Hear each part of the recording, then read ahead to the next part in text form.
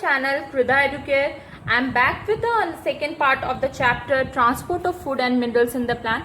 We had already covered the 4 topics in the first part of the video, that is still importance of water to the plant. Now in the second part of my video I will cover transpiration, factors affecting the rate of transpiration, significance of transpiration, and I will also provide the link for the first part in the description box. Please watch the video till the end for the clear understanding. And now back to my topic, transpiration. You have came through this word transpiration earlier also when I was explaining transpirational pull in first part of my video. Now coming to transpiration, you can see here plants continuously absorb water through roots, which by the help of stem is sent to all parts of the plant including leaves. You can see in the soil, the water which is present in the soil, it is absorbed by the roots and it is sent to the stem and to all the parts of the plant including the leaves. And from the leaves there are the tiny structures present in the leaves. They are very small tiny structures present in the leaves, and from those tiny structures known as stomata, this stomata, there is a evaporation of water. From this stomata there is a evaporation of water due to the sun, and when this water is evaporated, very little amount of water is retained with the plant. When the water gets evaporated, then a very little amount of water is retained in the plant, very little amount, and that too water is retained for the photosynthesis. Photosynthesis is basically the process by which the plant makes its own food, and the rest of the water gets evaporated from the stomata due to the sun. And from the stomata, where the stomata is present, it is present in the epidermis of the leaf. Now what is this epidermis? Epidermis is the outer layer of tissue in the plant. Epidermis is the outer layer of tissue in the plant. Okay, so it's clear till here. Now what I have to tell you that when this transpiration occurs, there also occurs a kind of pressure. That pressure is known as your suction pressure. When the transpiration occurs, there occurs a pressure. That pressure is known as your suction pressure. Due to this suction pressure, the water which is absorbed by the roots is pulled to the stem and it's moved to all the other parts of the plant including the leaves. And how the water is now moving? The water is moving by the help of cohesion. Now what is this cohesion? Cohesion is basically the sticking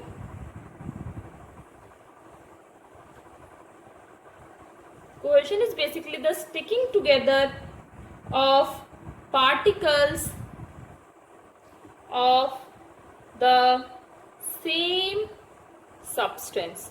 Cohesion is basically the sticking together of the particles of the same substance. Now please observe this figure. In this figure, I will explain you how there is a movement of water in the leaves when there is a transpiration. That is a movement of water through a leaf section. It is a section of a leaf blade, and in this I will show you how there is a movement of water when the process of transpiration is going on. Okay, so see, you can see it. See, the movement of the water is taking place from one cell to another cell.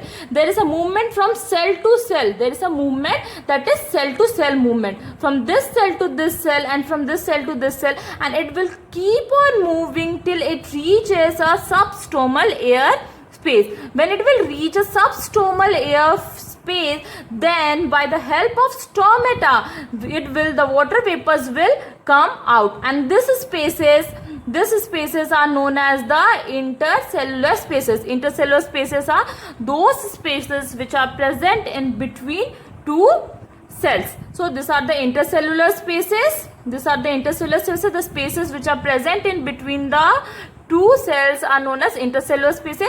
So first due to the xylem vessel, suction pressure has occurred. Now the xylem vessel is taking the water which was sent by the roots when it is absorbed from the soil, and this xylem vessel, the water which is present in this xylem vessel, it is passed to one to another cell by cell to cell movement. It is passed to one to another cell by cell to cell movement, and thereafter it will keep on moving till the time it reaches the substromal air space. When it will reach the substromal air space, this space, then by the help of stromata the water vapor will come out. This is how there is a movement of water when the transpiration is occurring in the leaves. Okay, so I guess it is clear till here. Now this is a single leaf what I am showing. There are thousands of leaves. There are thousands of leaves cells that are evaporating water like this. It is a single leaf which I have shown you. There are thousands of leaves which are evaporating water in this manner. Which are evaporating the water in this manner. Now, as a result of this evaporation from the leaves, what happens? The water is pulled through the xylem vessels and up to the stem and the roots, and the transpirational pull.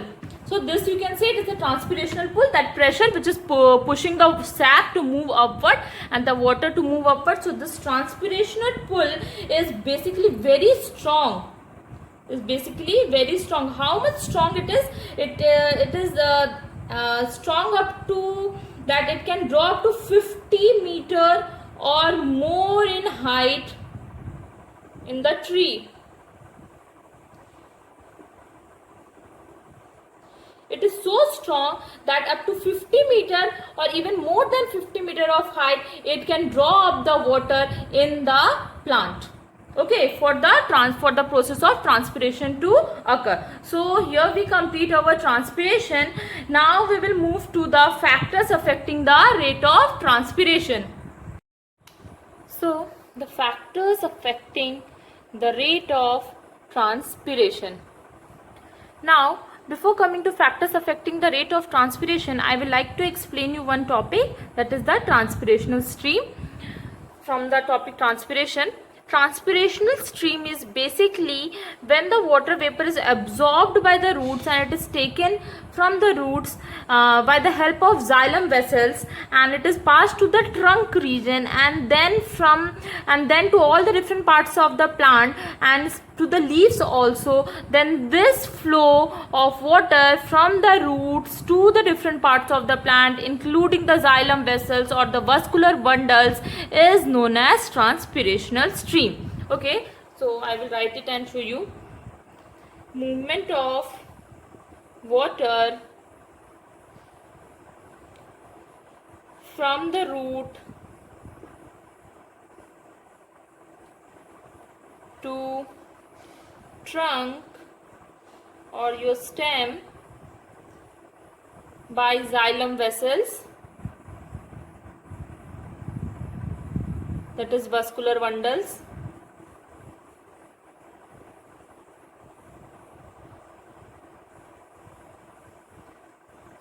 to different parts of the plant.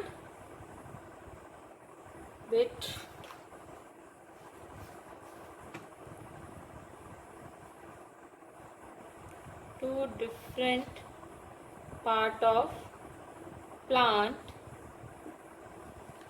Then this flow of the stream from the root to stem to the xylem vessels that is the vascular bundle to the different parts of the plant is known as transpirational stream.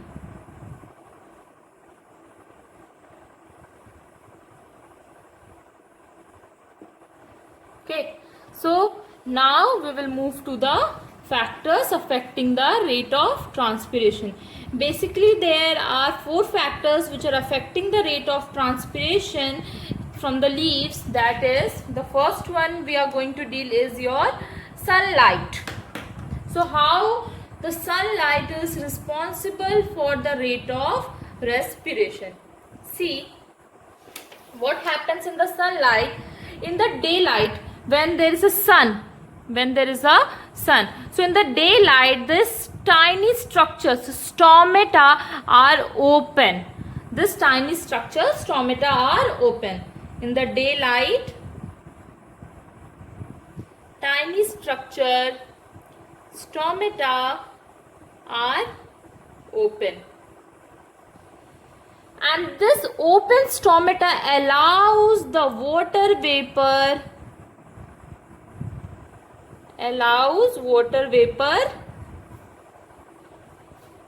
to diffuse.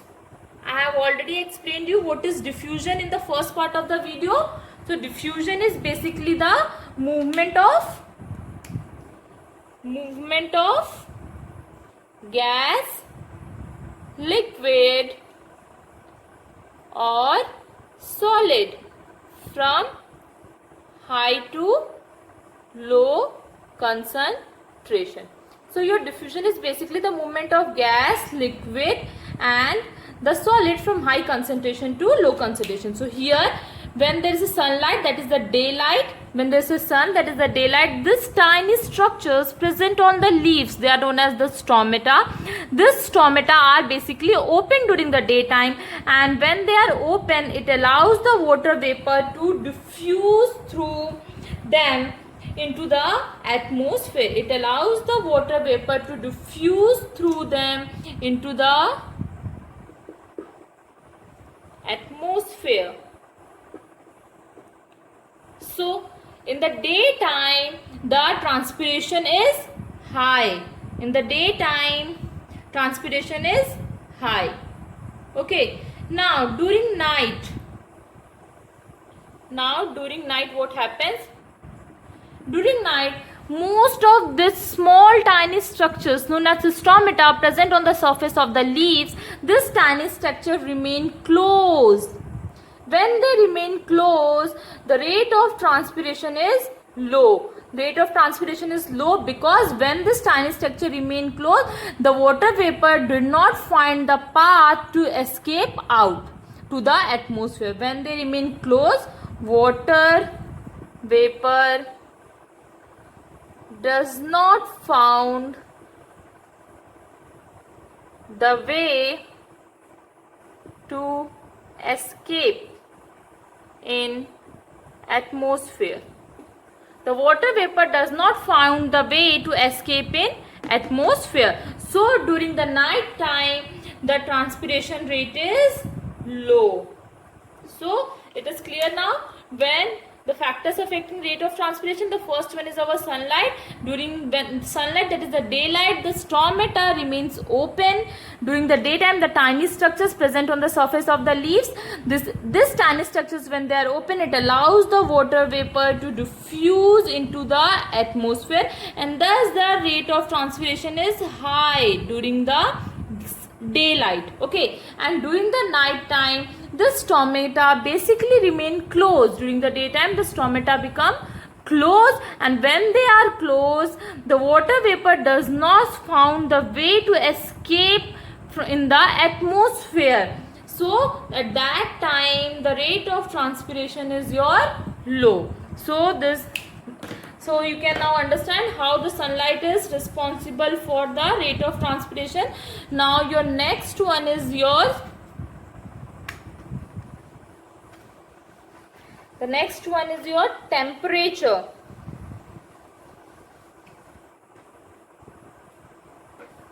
The next one is the temperature. See, in temperature what happens? When there is increase in temperature, when the temperature is high, when there is increase in temperature, when the temperature is high, when there is increase in temperature, that time the air increases its capacity. The air increases its capacity.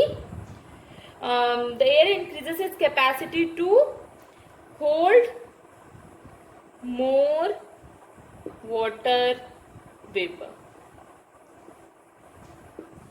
So when the temperature is high, the air increases its capacity. The air which is present in the atmosphere, it increases its capacity to hold more water vapor, and due to this the rate of transpiration becomes high. Rate of transpiration is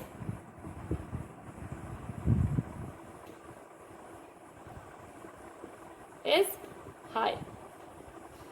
Okay. So when there is an increase in temperature, the air increases its capacity to hold more water vapor, and due to this the rate of transpiration when there is an increase in temperature is high. But when the temperature is low, the rate of transpiration becomes low, because the capacity of a air to hold the water vapor reduces. Decrease in temperature,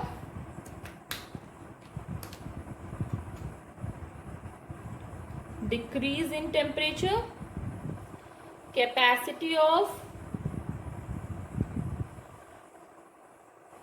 air reduces to hold the water vapor in the surrounding,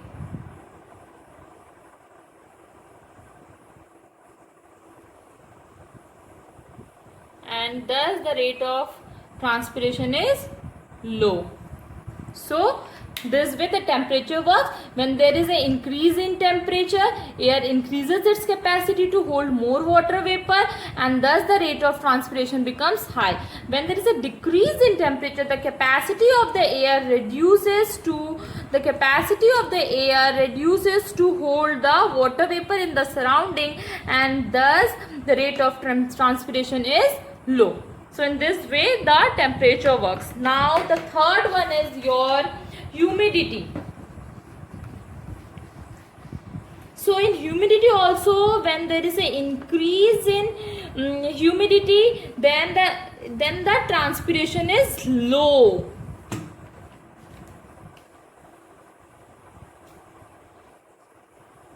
Humidity, when a humid air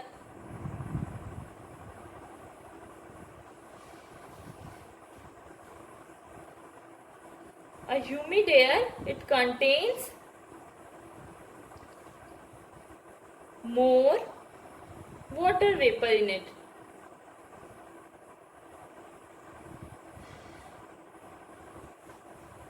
So it can accept a very little amount of water. So it can accept a very little amount of water from the atmosphere, and thus transpiration is low. When the humid air, it is a humid air that contains more water vapor. A humid air is basically having more water vapor in it. So when there is a more water vapor already present in that air, it cannot accept more water from the atmosphere, and the capacity to accept the water vapors from the atmosphere greatly reduced. So it can accept a very little, so it can accept only a very little amount of water from the atmosphere, and thus the transpiration is low. Okay. Now when on the opposite side, when it is a dry air, on the opposite side, when it is a dry air, capacity to absorb the water vapor,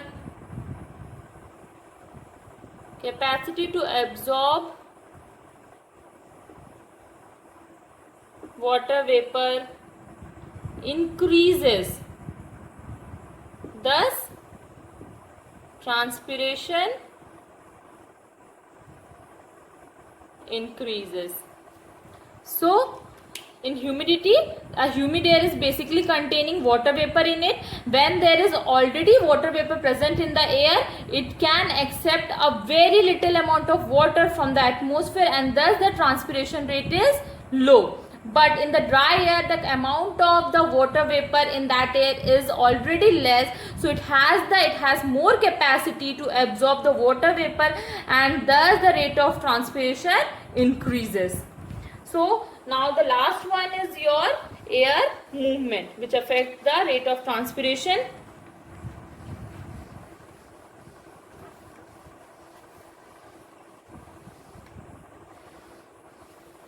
So last one is your air movement. In air movement, what happens when the air is still? When the air is still, then the water vapor present around the transpiring leaf becomes saturated. Water vapor present near transpiring leaf become saturated. That means the air is not moving, so the water vapors cannot move with the air, so all the water vapors which were present around that transpiring leaf become saturated. That means no more water vapor can escape. When the air is still, water vapor present near the transpiring leaves becomes saturated. This means no more water vapor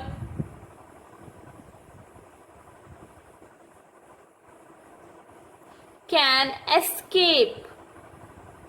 Now no more water vapor can escape from the leaf. Now no more water vapor can escape from the leaf. So when the air is still, the transpiration greatly reduces, or the rate of transpiration is low. When the air is still, water vapor present near the transpiring leaves becomes saturated. That means the air is not moving now from one place to another, so the water vapors which are present around the leaves, all the water vapors which are present around the leaves, those water vapor now cannot escape, and thus the rate of transpiration is low. On the other hand, when the air is moving,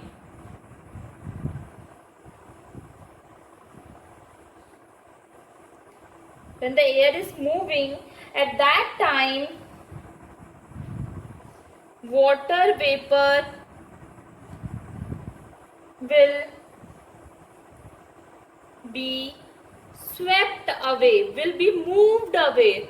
Water vapor will be swept away. That means it will be moved away from the leaves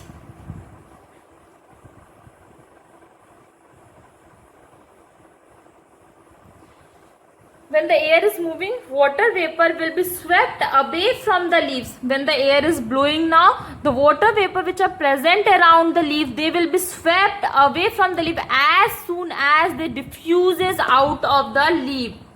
They diffuses out of leaf. So the rate of transpiration is high. In air movement, air is still. When the air is still, water vapor present near the transpiring leaves becomes saturated. No more water vapor can escape. Now no more water vapor can escape, so the transpiration will be low. When the air is moving, water vapor will be swept away. With the blowing wind, it will also be moved away, and it will be moved as soon as the water vapor diffuses out of the leaf. As soon as the water vapor just come out of the leaf, then it will just move with the moving air, so the transpiration is high. So this is all about your factors affecting the rate of transpiration. One more term I would like to explain, that is the potometer. Potometer is basically an apparatus which is used for measuring the rate of transpiration artificially as well as naturally. Potometer is basically a apparatus which is used for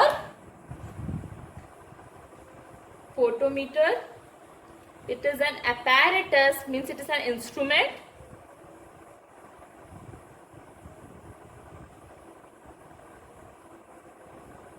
used to measure rate of transpiration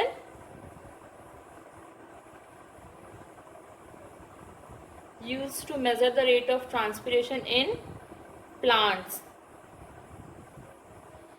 in both the condition, that is artificially as well as naturally. Artificially as well as naturally. It is normally used to compare the rate of transpiration of the same suit under different condition.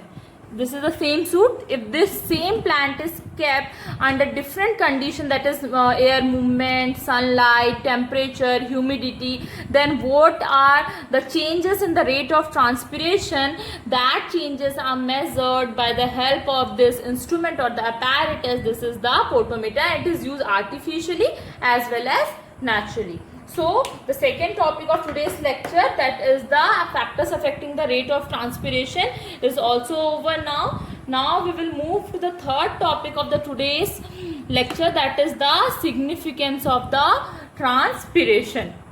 Now the last topic of today's video is significance of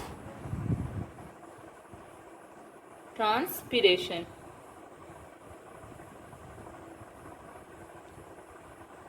So significance of transpiration means the advantages of transpiration. So one of the advantage of transpiration is the cooling effect. In the same manner, how suppose I have been running or I have been in the sun for a long time, so automatically I start sweating. When I start sweating, after the sweat, when a wind blows from the blows near from the body, we feel a cooling sensation. So in the same manner, the plant also feels a cooling effect. So how it feels a cooling effect? When suppose there is a sun, when there is a sun, the leaf which is exposed to the sun, absorbs a lot of heat, and due to the heat, its temperature increases, and this rise in the level of the temperature kills the cytoplasm of the leaf. See, when there is a suppose the sun, to this a leaf is exposed. Suppose to this a leaf is exposed for a long time. Due to the exposure to the sun for a long time, exposure to the sun for long time, the leaf absorbs a lot of heat. And due to the absorption of heat, its temperature rises up. When its temperature rises up, this could lead to the damage in the cytoplasm. It could kill the cytoplasm. Now what is this cytoplasm? Cytoplasm is a fluid material present inside each cell. Suppose it is a cell, so the fluid which is present inside the cell, suppose it is a cell, so this outer thin layer is known as cell membrane. Okay, so the fluid which is present inside the cell membrane, this is known as basically cytoplasm. So when a leaf is exposed to the sun for a long time, it absorbs a heat, and when it absorbs a heat, the temperature rises up and due to the rise in temperature, it can kill the cytoplasm. Cytoplasm is basically the fluid material in which the organelles float that may be damaged in the cell. So to overcome this heat with the this leaf has absorbed its latent heat, the transpiration occur, and when there is a transpiration, while evaporating, the latent heat is absorbed. the latent heat is absorbed and thus the plant gets cooled. Okay, when the leaf is exposed to the sun for a long time, it absorbs the heat. Due to heat absorption, there the temperature rises up. When the temperature rises up, the cytoplasm gets damaged and it could kill the cytoplasm. Cytoplasm is basically a jelly fluid material present inside the cell. So to overcome this, when the water evaporating from the leaf, when there is a water evaporating from the leaf, it absorbs the latent heat. That heat which it has absorbed, it will absorb the latent heat when the water will start evaporating. When the water will start evaporating, when the water will start evaporating, the latent heat is absorbed and thus the plant gets cooled down. This is the advantage of transpiration. Now the next one is your conduction of minerals. You all know that by the osmosis, what happens? The plant absorbs the water, and by the help of active transport, the plant absorbs the minerals present in the soil. So the conduction of this mineral get to the different parts of the plant by the help of water. When see conduction of minerals.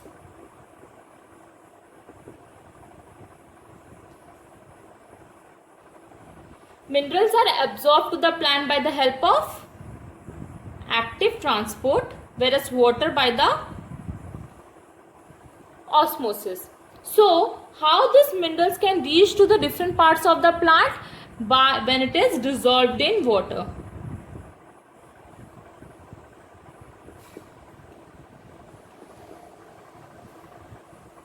So in transpiration, where there is a suction pressure developed or the transpirational pull is developed,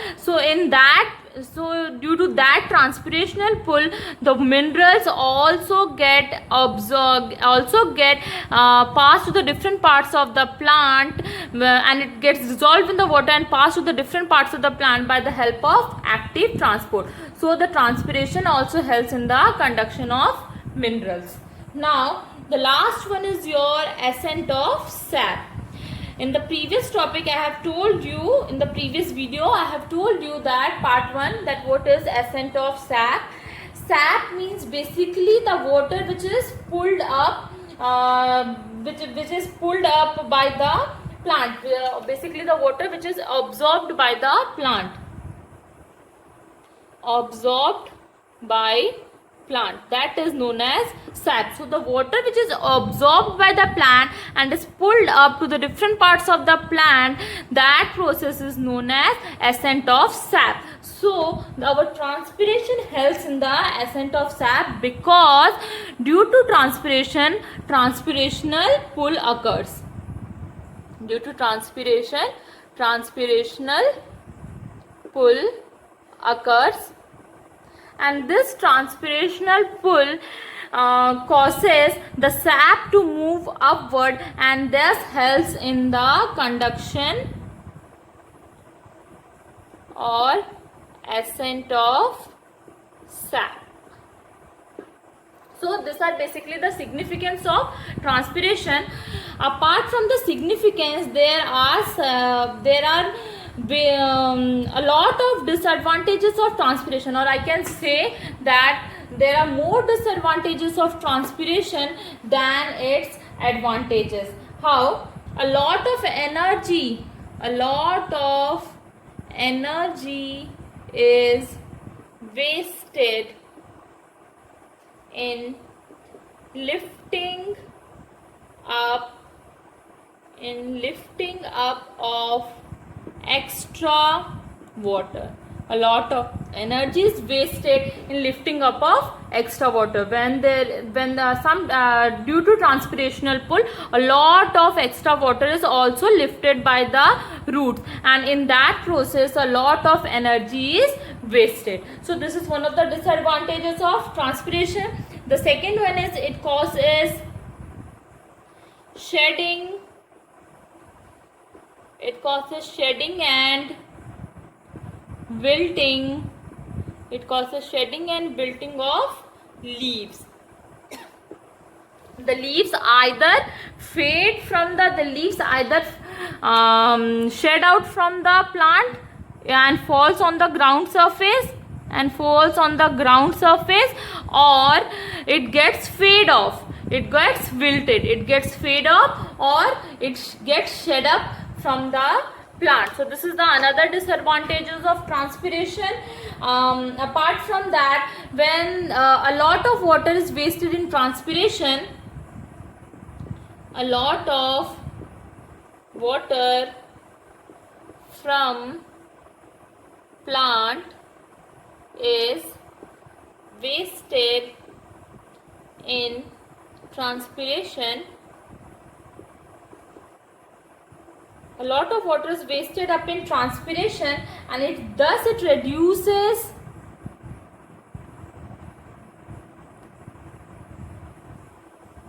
the amount of water availability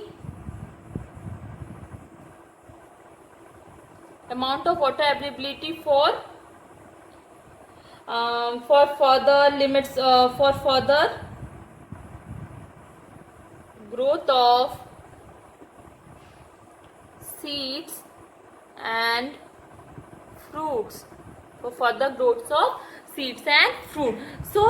due to all this thing, we can say that transpiration is a necessary evil, because it has more disadvantages than its advantages. Due to this reason, it is also said that transpiration is a necessary evil.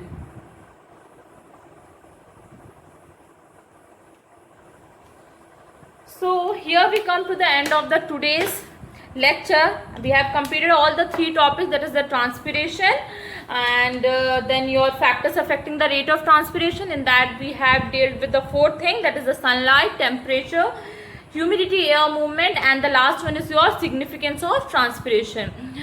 So go through the video, watch till the end, and if you find the content fruitful in your understanding, do like and subscribe my channel and share the video. Thank you.